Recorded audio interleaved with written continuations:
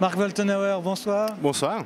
Alors, vous avez changé d'éditeur, vous n'avez pas changé de style. Qui a tué Heidi? C'est une suite, une nouvelle aventure après le dragon du Muvran. Oui, tout à fait. On retrouve les mêmes personnages principaux. Oui, c'est-à-dire le flic, le journaliste. Exactement. Dans le une chalet, le nouvelle chien, intrigue. etc. On est toujours sur l'alpage de Grillon principalement, Oui. même si on s'évade un petit peu dans d'autres lieux, Oui. en Suisse romande notamment. Et puis c'est cette fois une intrigue où on est plongé au cœur de deux mondes qui se côtoient. D'un côté le monde rural, le monde agricole, le monde des villages de montagne, et puis de l'autre aussi celui des investissements immobiliers. Bah alors là, on est en plein dans le vif du sujet, mais la loi, comment s'appelle-t-elle la loi Lex Weber. Voilà. Vous en savez quelque chose pour vous-même, puisque vous habitez par là-bas, entre guillemets? Oui, absolument. J'habite maintenant à Grillon. Oui. Oui. Est-ce que ça a été une marque de fabrique? Le sujet de la RTS, on en avait parlé dans nos précédentes interviews, on va montrer le bistrot. Est-ce que les gens sont attachés au fait que ça s'est passé là? Oui, alors je pense qu'il y a vraiment un côté où les gens sont attachés au fait de pouvoir identifier les lieux. Alors des fois c'est des lieux un peu géographiques parce qu'on retrouve le buffet de la gare, un bistrot, Oui. l'église, la laiterie.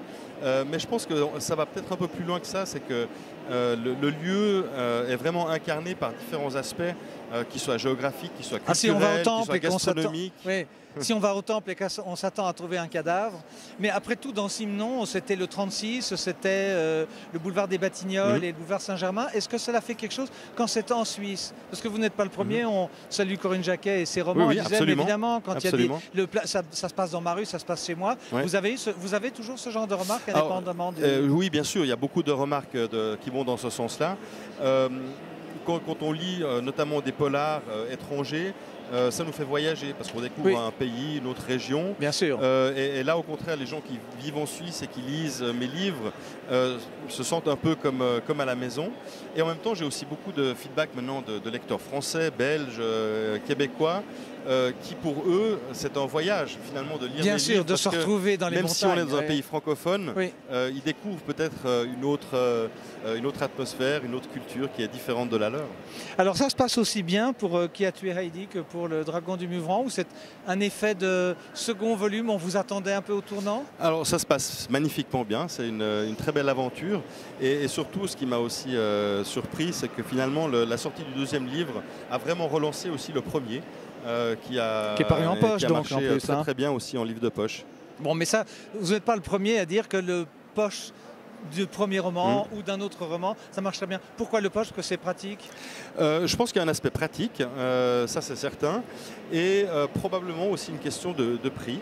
Je sais qu'en France, le livre de poche, je dirais, c'est vraiment une grosse partie des ventes de livres. Oui, 12,55 plutôt que 22. Voilà, exactement. Et en fait, je pense que pour des lecteurs qui vont découvrir un nouvel auteur, ils vont peut-être déjà essayer le poche avant de se dire je prends le grand format.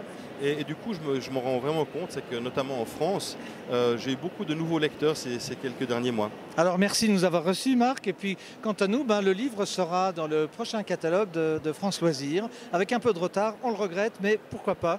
Peut-être que la prochaine fois, on l'aura dès son entrée sur le marché. Merci beaucoup. Merci bien.